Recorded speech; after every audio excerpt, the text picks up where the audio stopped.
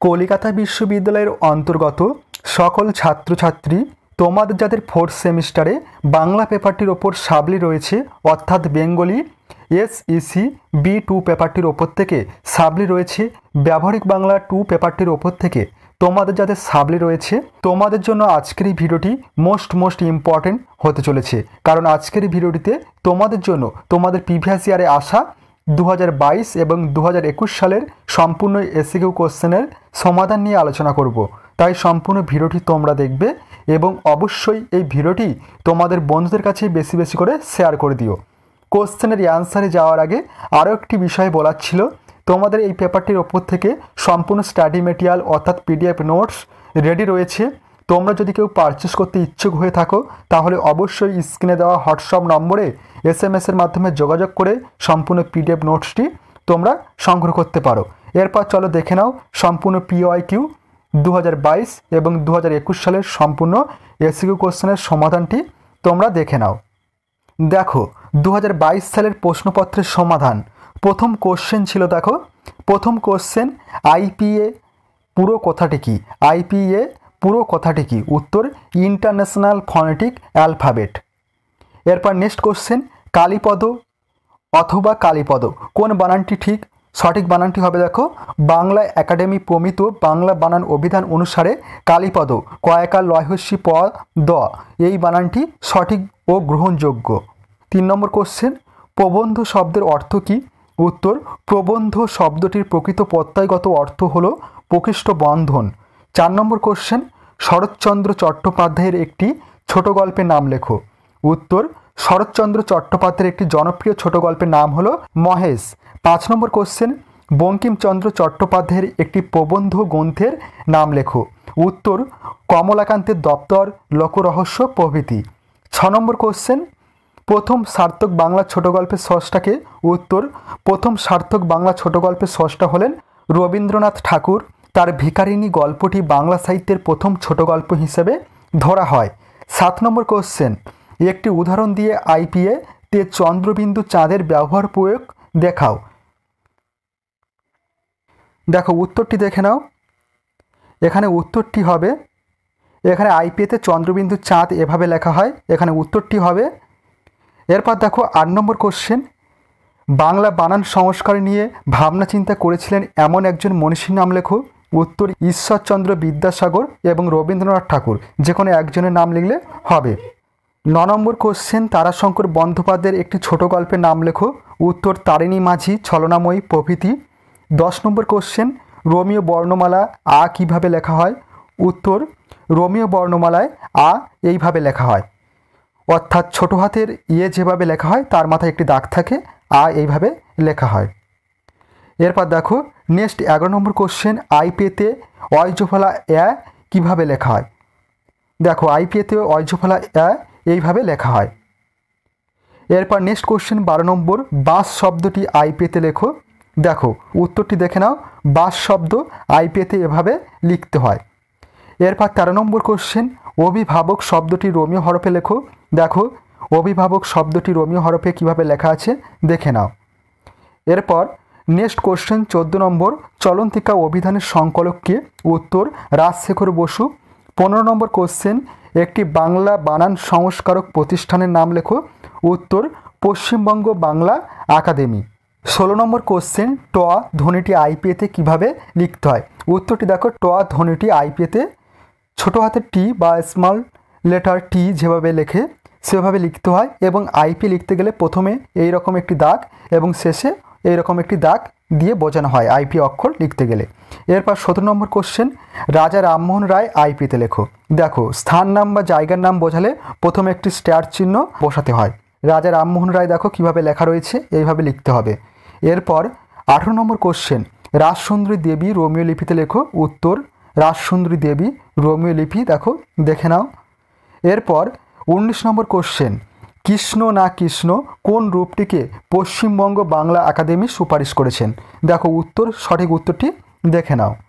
এরপর 20 নম্বর question, Paschimbanga Bangla academy কত খ্রিস্টাব্দে প্রতিষ্ঠিত হয়েছিল? উত্তর 1986 সালে। 1986 সালে। এরপর পরবর্তী নেক্সট ইয়ার 2021 সালের প্রশ্নপত্রের সমাধানটি দেখে নাও।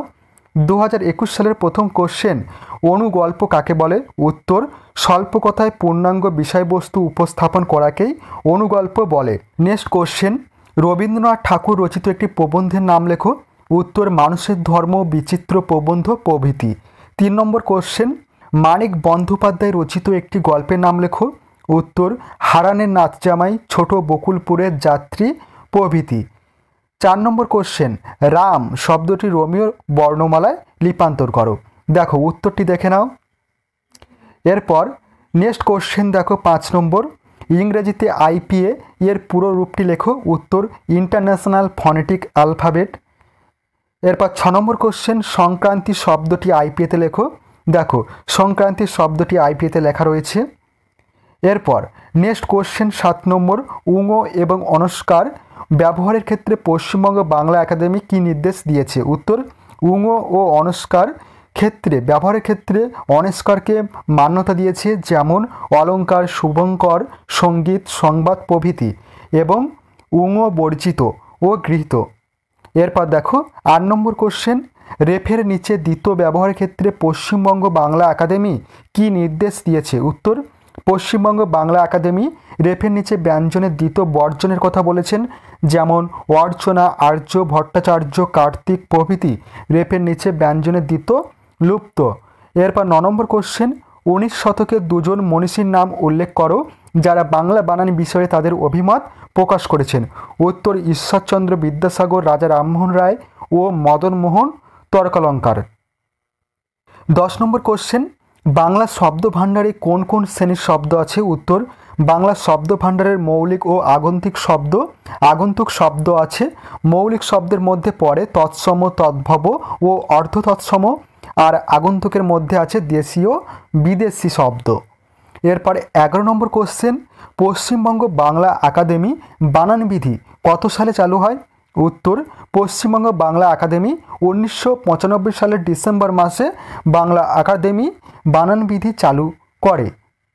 এরপর 12 নম্বর কোশ্চেন, কলকাতা বিশ্ববিদ্যালয়ের প্রথম বানান সংস্কার কমিটি কত সালে গঠিত হয়? উত্তর, 1936 সালের 20 মে কলকাতা বিশ্ববিদ্যালয় তার বানানবিধি চালু করে। নেক্সট কোশ্চেন 13 নম্বর কোশ্চেন, অর্ধ তৎসম শব্দের ক্ষেত্রে হ্রস্বইকার এবং দীর্ঘইকার কোনটি ব্যবহার করা বিধেয় বলে পশ্চিমবঙ্গ বাংলা একাডেমি নির্দেশ করেছে? উত্তর, অর্ধ তৎসম শব্দের ক্ষেত্রে হ্রস্বইকার ও দীর্ঘইকারের ক্ষেত্রে হ্রস্বইকারকে সুপারিশ করেছে পশ্চিমবঙ্গ বাংলা একাডেমি, যেমন কাহিনী, গাভী, দিঘি, পশ্চিমী প্রভৃতি। এরপর 14 নম্বর কোশ্চেন, রোমীয় বর্ণমালায় আ ধ্বনিটি কীভাবে লিখতে হয়? দেখো রোমীয় বর্ণমালায় আ ধ্বনিটি এভাবে লেখা হয়। 15 নম্বর কোশ্চেন, আন্তর্জাতিক ধ্বনিমূলক বর্ণমালা অনুসারে তালবেশ্বা ধ্বনিটি কীভাবে লিখতে হয়? দেখো আন্তর্জাতিক ধ্বনিমূলক বর্ণমালা অর্থাৎ আইপিএতে তালবেশ্বা বানানটি এভাবে লিখতে হয়। এরপর 16 নম্বর কোশ্চেন, প্রবন্ধ কাকে বলে? উত্তর, প্রবন্ধ হলো এক বিশেষ ধরনের গদ্য রচনা।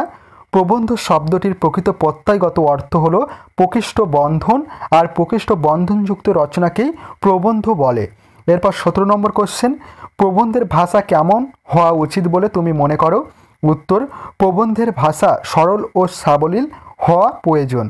18 নম্বর কোশ্চেন, ঈশপের গল্পগুলি কোন শ্রেণীতে পড়ে? উত্তর, ঈশপের গল্প মূলত উপকথা শ্রেণীতে পড়ে। এরপর 19 নম্বর কোশ্চেন, বঙ্কিমচন্দ্রের লেখা একটি প্রবন্ধ গ্রন্থের নাম লেখো। উত্তর, কমলাকান্তের দপ্তর। এরপর সর্বশেষ কোশ্চেন 20 নম্বর, বাংলা বর্ণমালায় আছে অথচ আন্তর্জাতিক ধ্বনিমূলক বর্ণমালায় নেই এমন একটি বর্ণের নাম করো। উত্তর, দীর্ঘইকার এবং দীর্ঘৌকার। এই ছিল সম্পূর্ণ তোমাদের 2021 এবং 2022 সালের সম্পূর্ণ এসএ কোশ্চেনের সমাধান। ভিডিওটি আজ এই পর্যন্ত। ভিডিওটি অবশ্যই তোমাদের বন্ধুদের কাছে বেশি বেশি করে শেয়ার করে দিও, এবং ভিডিওটি ভালো লাগলে অবশ্যই ভিডিওটিতে একটি লাইক প্রদান করো, এবং চ্যানেলে নতুন হয়ে থাকলে অবশ্যই তোমরা চ্যানেলটি সাবস্ক্রাইব করে রেখো এই ধরনের গুরুত্বপূর্ণ ভিডিও আরও পাওয়ার জন্য।